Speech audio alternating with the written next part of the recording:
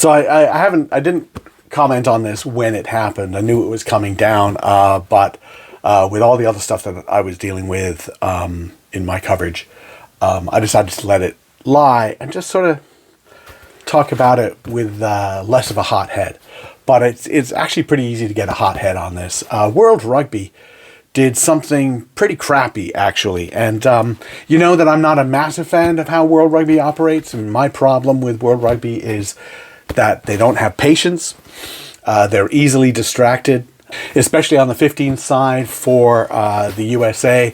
There have been multiple attempts at some kind of competition for the USA 15s teams, and World Rugby has done them, then lost interest in them. And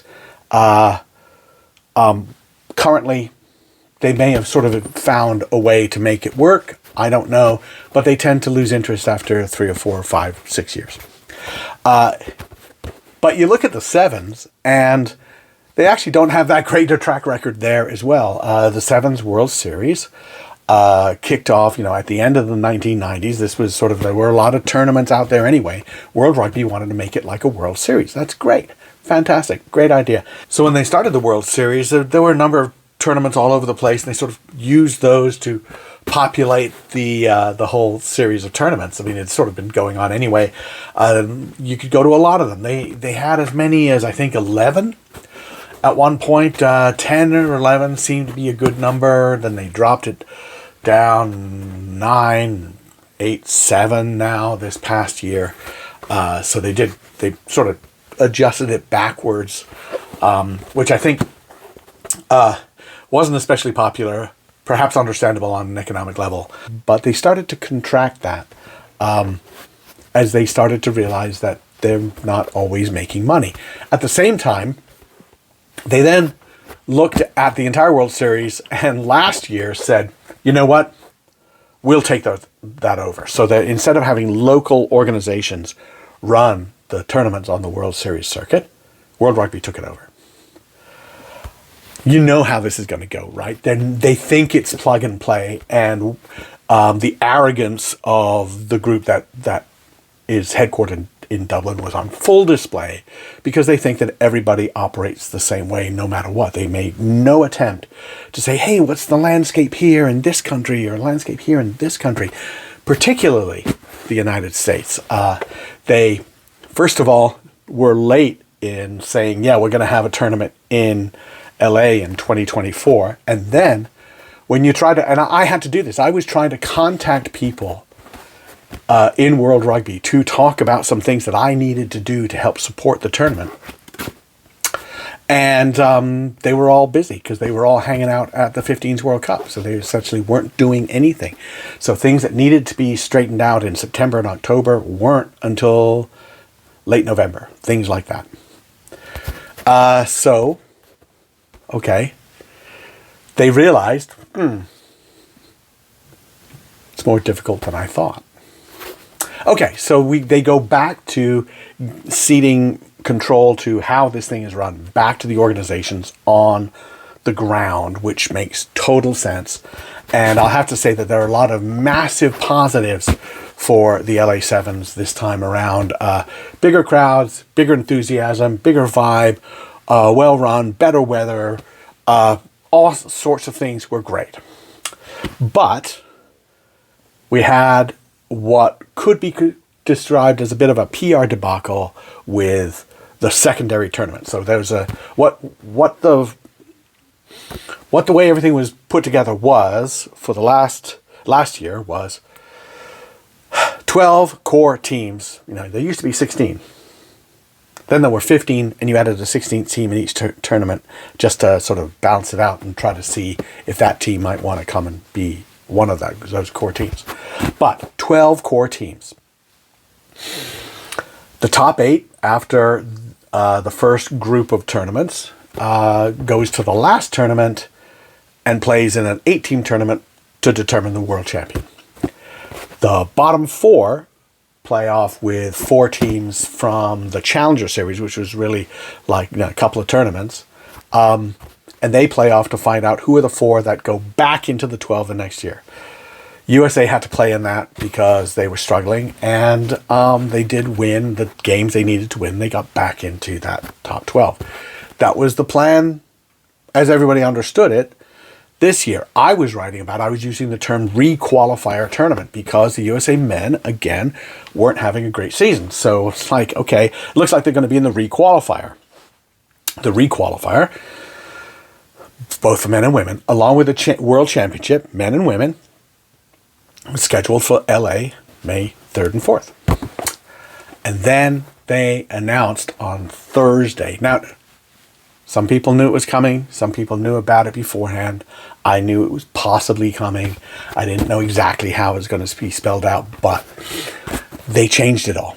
Now, I saw the change because I saw the wording. The term requalifier was turfed out, and they started using the word playoff. And then if you looked at the schedule for the playoff at LA, there just didn't seem to be enough games. I'm like, so who's playing what? Is it just the winners of the pools are playing? How do you find your top four? That was my concern. How do you find your top four? Well, it turned out they didn't really care about that. They came in and said, okay, we're changing everything again. 6 tournaments for the top 8. That's it. Your tier 1 is 8 teams. Those 4 teams that had to play in what was supposed to be the requalifier tournament, they're not coming back. They're staying in a Division 2. They're playing in 3 tournaments, moving on toward a top 8 plus the best 4 out of that group in a championship thing. So instead of cutting it down, like playing 12 and cutting it down to 8, they're playing 8 and then expanding it to 12 at the end. Then there's a third tier, which is 1 tournament.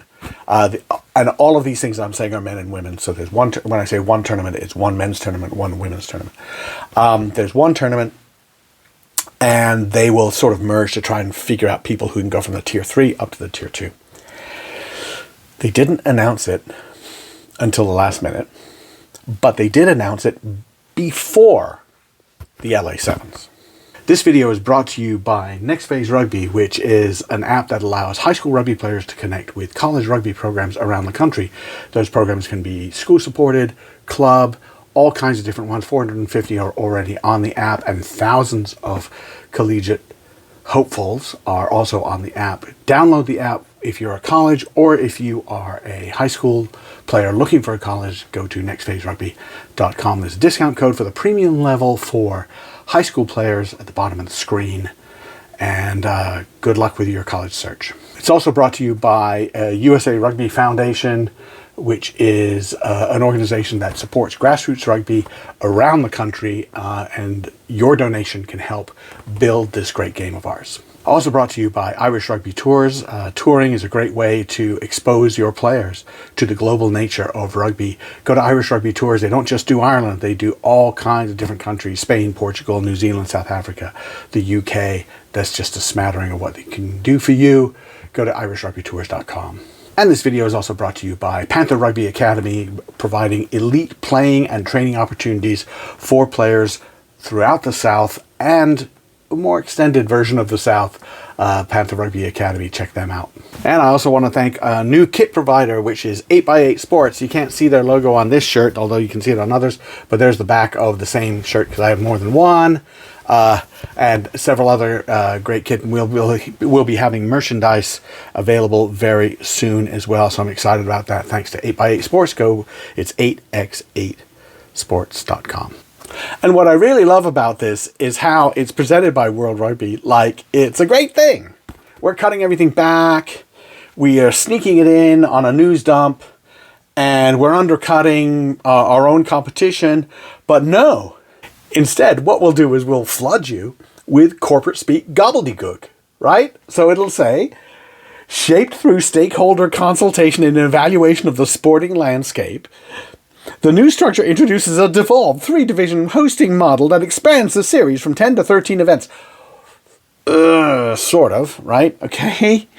And all of this is enabling more agile, cost-effective delivery while elevating competitiveness, fan interest, and broadcast value. Push the envelope. We want to change the paradigm. About 30% of LA Sevens ticket sales, historically, are walk-up sales. But if you find out that, well, you know what, actually, yeah, the USA men aren't playing that great, but now, no matter how they play in this tournament, doesn't matter. They're probably going to be in this secondary tier. They're not going to the main tournament next year, no matter what. Do you think some people decided not to go? It's possible. As it turned out, the USA men played very well and won all their games. And what they did was secure that they didn't have to do anything else to get into that tier 2. They're in that tier 2. That's fantastic, right?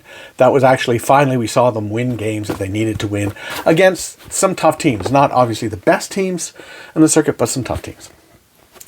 But boy, it rankled, and it rankled with players. Stephen Thomasine made his comments, and his comments, they hit right to it.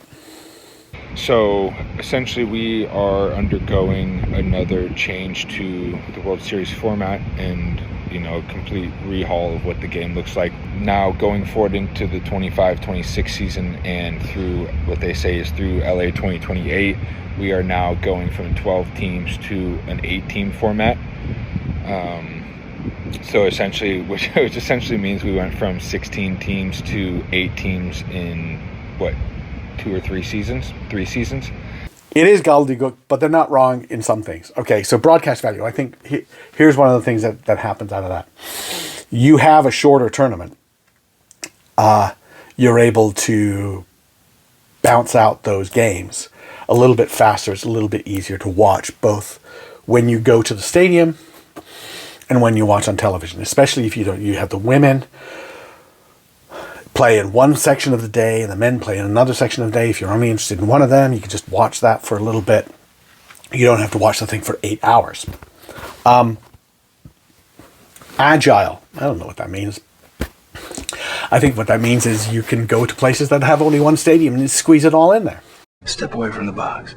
Cost effective. Well, we know what that means, right? So they're cutting costs. That's part of it. But I think that by cutting costs, they're also going to undercut some of their fan interest, for sure. This has been pretty rough for the entire World Series as a whole. No team agrees with it. And the worst part about it all is it wasn't like we learned about this, this season and they are going to implement it next season. We learned mid-season that these changes were going to happen for next season. Which, doesn't give teams any time to prepare. So it's interesting, first of all, he says that he feels like most teams don't like this. And I think that's true because I think they'd like to play more. And I think they want to play more in varied opponents. The draw for the World Series has often been that you see teams you don't normally see and you broaden your horizons. So that's for the fans as well. You drop your fan base because you only have 8 teams from men and 8 teams from women at the event.